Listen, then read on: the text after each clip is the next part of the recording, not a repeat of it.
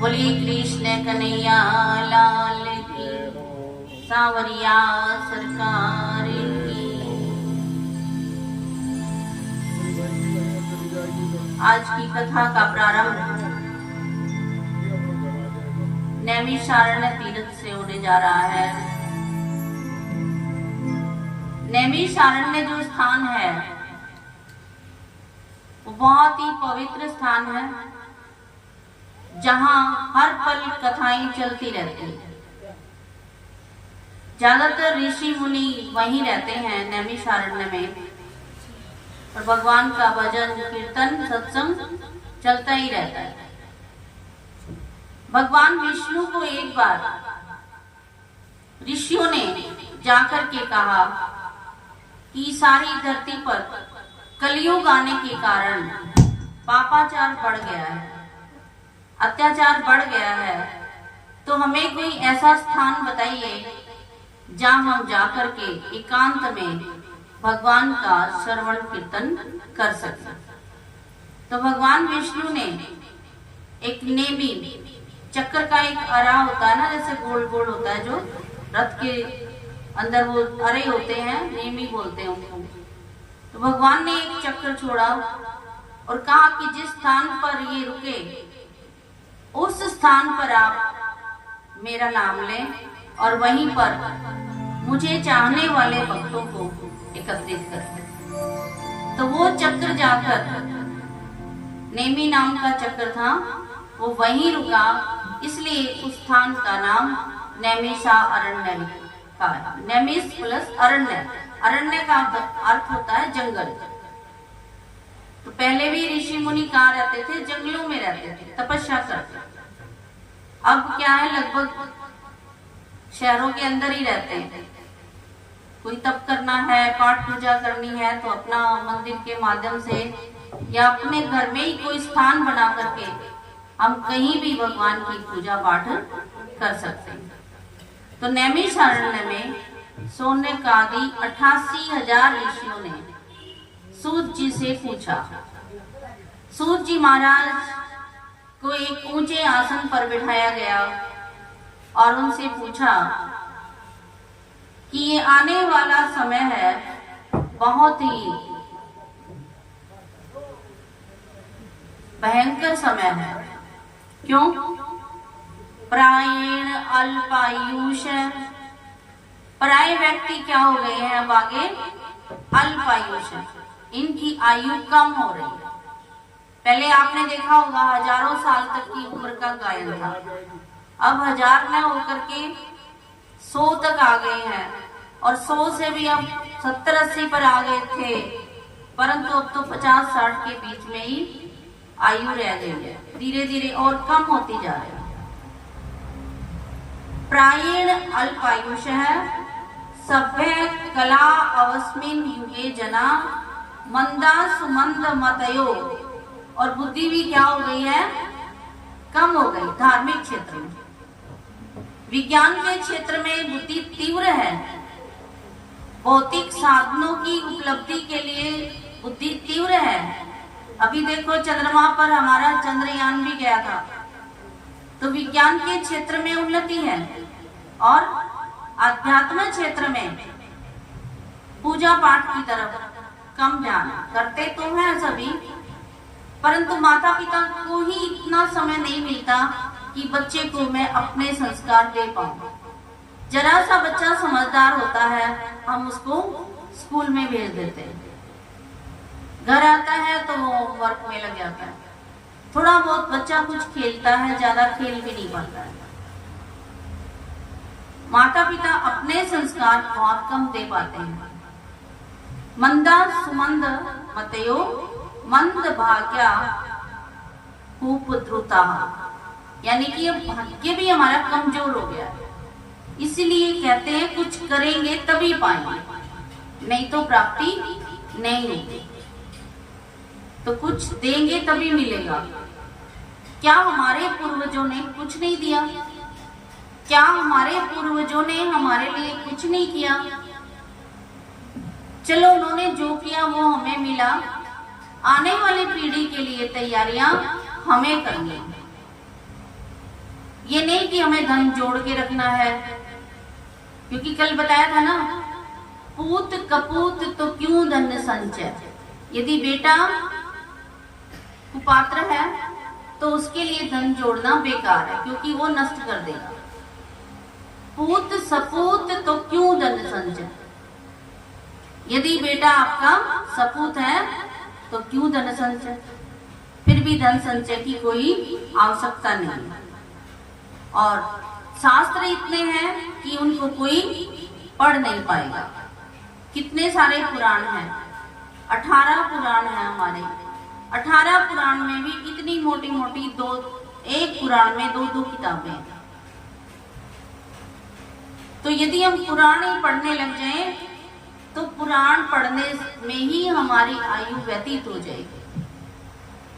कितने ब्राह्मण हैं, कितने उपनिषद हैं, सारे उपनिषद पढ़ने लग जाएं। ईश उपनिषद है, कठोपनिषद है, बहुत सारी उपनिषदें हैं। पढ़ सकते हैं हम, इतना समय है हमारे पास। भगवान हमारी आयु भी बढ़ा देगा सत्कर्म से और सत साहित्य पढ़ने से आयु बढ़ती है। और एक माता पिता और दूसरों के आशीर्वाद से, चरण छूने से भी क्या होती है, आयु बढ़ती है। परंतु इतना प्रयास करे कौन।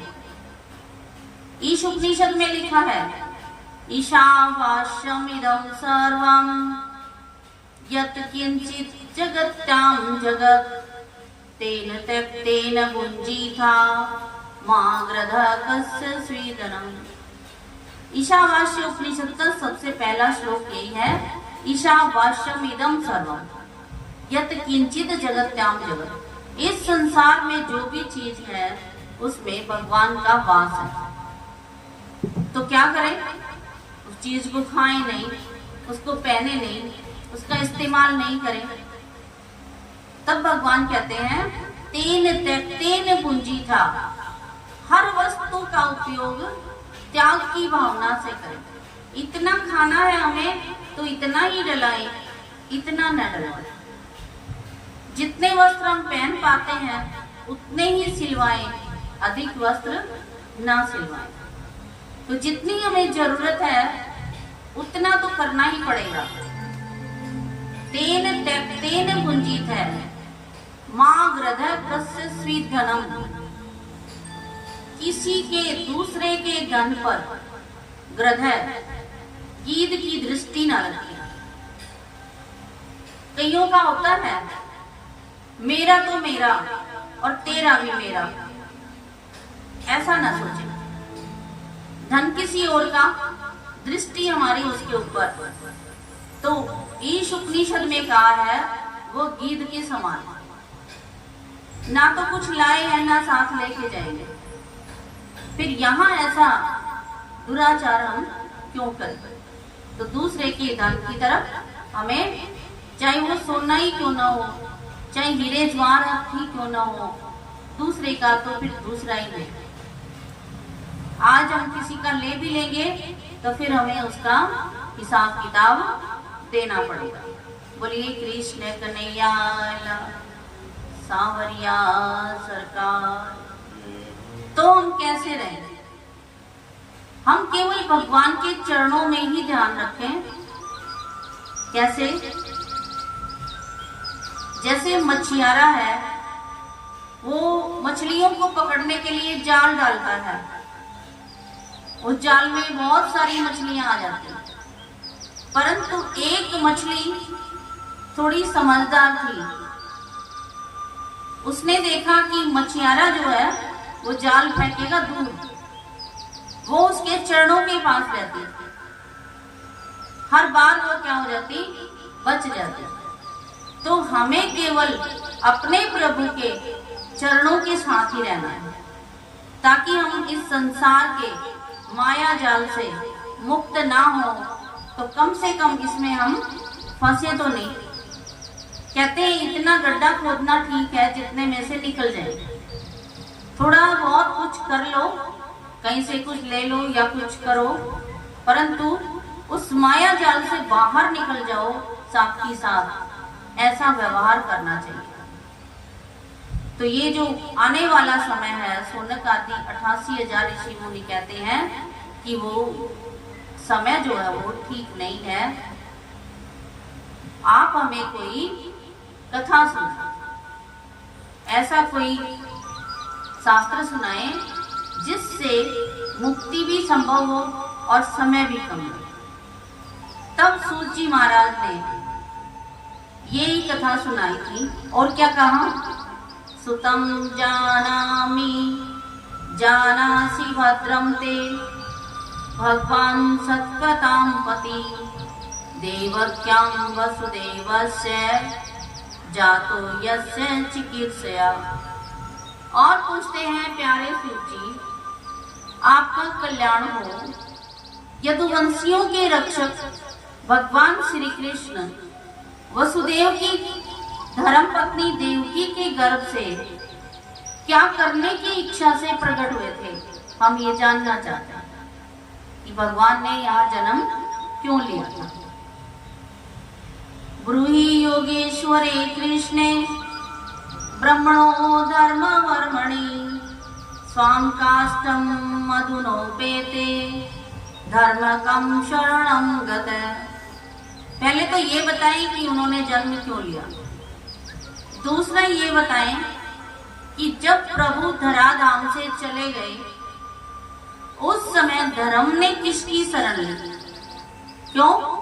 क्योंकि भगवान ने यही कहा है, यदा यदा हि धर्मस्य ग्लानिर्भवति भारत अभ्युत्थानम् अधर्मस्य तदात्मानं सृजाम्यहम्।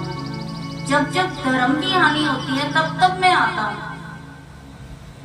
फिर जब चले गए धराधाम से तब धर्म किसकी शरण में रहा? हम ये पूछना चाहते हैं।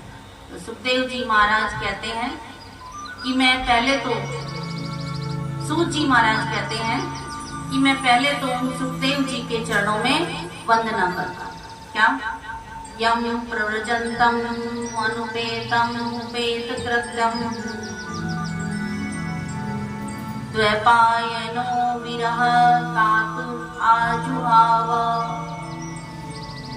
पुत्रेति तन्मयतया तर्वो विनेन्दु तम सर्वभूत हृदयं मुनिमानतो अस्मि। मैं ऐसे सुखदेव जी मुनि का दिल से नमन करता हूँ। और फिर उसके बाद नारायणं नमस्कृत नरं चैव नरोत्तमं देवीं सरस्वतीं व्यासं ततो जयम् उदीरयेत्। सुखदेव जी महाराज कहते हैं, मैं भगवान के नर नारायण अवतार को नमस्कार करता हूँ और श्रीमद् भागवत का पुराण के रचयिता व्यासदेव जी को भी मैं नमन करता हूँ। और कहते हैं कि हे ऋषियों, आपने ये बहुत ही उत्तम प्रश्न पूछा है मानव मात्र के कल्याण के लिए। तो मैं आपके सामने इसका विशद वर्णन करूंगा और भगवान की लीलाओं का चित्रण आपके सामने करूंगा। Please subscribe, like, and share.